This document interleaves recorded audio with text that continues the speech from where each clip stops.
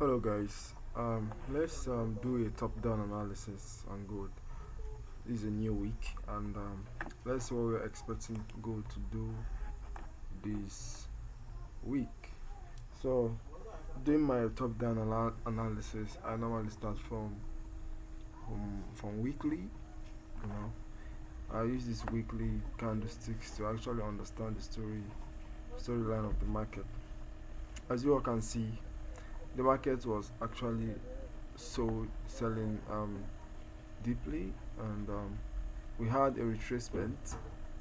If I should use the retracement to that's the Fibonacci retracement and measure from here to here, you can see that it's close to that 618 golden ratio. And there's also a zone right here. There's a zone right here that price actually tapped into, and it's coming down. So the thing here, we're gonna actually figure out where this sell is gonna stop and the buy, and where we're gonna expect to to buy or to join the sell. So according to the story of this tray candlestick, from this tray candlestick, um there's a bearish engulfing. This other candle engulfed this one. So, and this candle is still on, is still open, it's not yet closed. And let's move over to the daily time frame.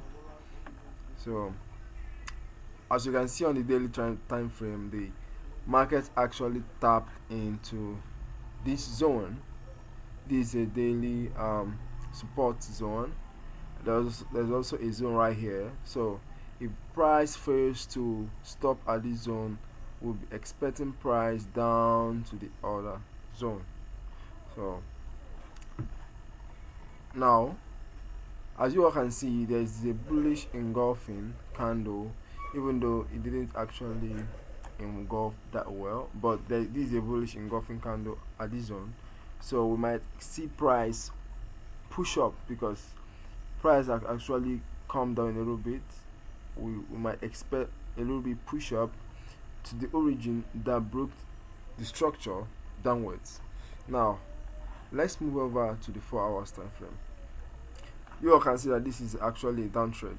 It's downtrend because it broke this structure, it broke this one, and came to retest this place and start tacking down. So price might start going up from here, and once it starts going up, it might reach to this other zone before it also starts coming down. Now the daily time frame, I normally use it to search for my buyers, because that's the higher time frame actually controls the lower time frame, but we use the lower time frame to actually find an entry, because even if there are changes that might start happening, it starts happening from the lower time frame. Now let's move over to the 4 hours time frame. After this explanation, I'm going to turn on the analysis I already made. Turn on the positions I have set. I have already made positions, and you're going to see the lines I mapped. That's the F and R zones.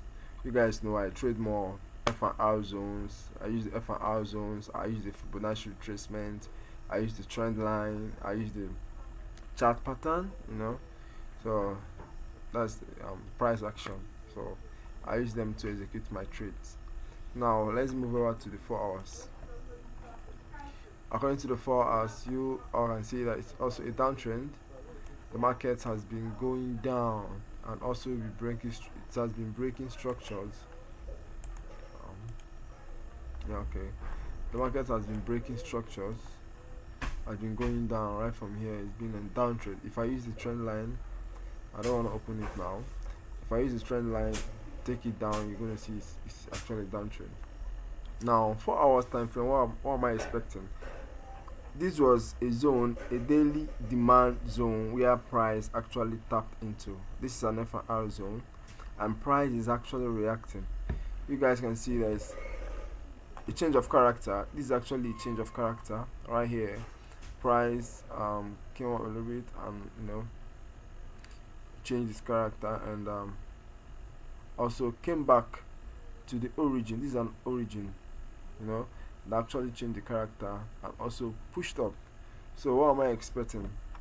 I'm expecting this price to either come down a little bit and push up to this origin that broke this structure, so according to the pattern I'm seeing here, I'm kind of seeing something that looks more like a head, shoulder, stuff like that. Now let's turn on the chart, the lines that I drew, or let's move over to the 1 hour, so that we can see clearly. So now it's kind of clear. I just want to use this.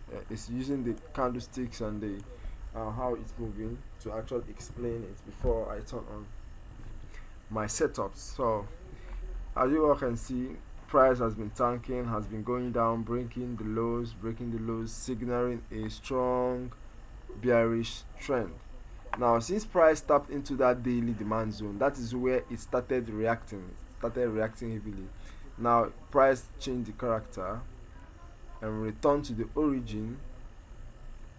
If you even use the Fibonacci retracement and measure from the low to the upward, you're going to see that it's actually tapped on either the 0.618 or the 0.7 0.7 something, So since price has actually tapped into that demand and distributed some pips, buyers made money, so we are expecting price to either still push up to come and meet this demand zone that broke the structure and start tanking down, or price comes down a little bit. For me to actually if I should buy this market, I'll actually wait for price to come down to this low. This is an F and R zone on the 1 hour, because more than 2 candlestick has actually closed. So I'll wait for price to come here and give me a candlestick bullish entry for me to enter the market for a buy. And if I'm buying from this low or even this low, I'm gonna buy to the top here. There's a zone here on the 1 hour. So that's my bias. Now let's turn on the my line, the setup I made. Now this is a setup. Right. So this is actually my F and R zones. I started marking these F and R zones from the weekly. From the weekly, this is a strong zone that I'm expecting price also come before selling and selling massively. So this is zone I'm also waiting, and this is a zone on the weekly that price might also touch and start buying. Now this from the daily, you can see there's also a zone here on the daily, and there's also a zone here on the daily. And coming back to the 4 hours, now on the 4 hours there is a zone, an origin that actually broke the structure downwards. That's where I'm having a zone. Now what am I expecting from this?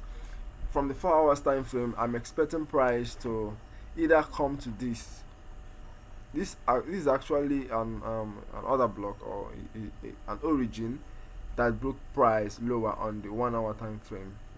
I'm expecting, since gold reacts mostly on zones, and it might just come to the recent zone and just leave you and start going. So that's why I'll be waiting for it to this zone with a price action.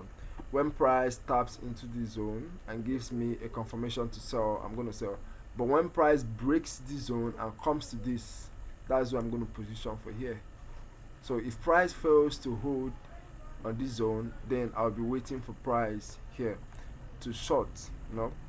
But before that, I will be concentrating more on the recent zones, and this actually, when price also comes down to this zone, that's when I'll be seeking for buy. But if price comes to this zone and fails to hold, when price comes to this zone and fails to close with a wick or a chart pattern on this zone, I'll be expecting to buy from here. Then that's where I'm going to position from here to actually buy to the top. But since I'm going to concentrate more on the recent zones, this is where I'll be expecting price. Now you all will be wondering why this trend line and all that. If you can identify this pattern, drop a comment in the section. Give me a comment in the comment section. This is actually um, a bearish, is it a rising wedge? Is it a rising wedge? Am I correct? So this actually, I think so. Whatever it is, if you remember the pattern, just drop it in the comment section. But what I know is that this pattern mostly sells. Whenever I identify this pattern, it always sells. So let's see what's going to happen in this market. So price is expected to come to this zone before I buy, or come to these zones before I sell. Now let's move on to the 1 hour time frame. Sometimes it's not all about knowing the names of these patterns, it's actually identifying it to know what it truly means, you know.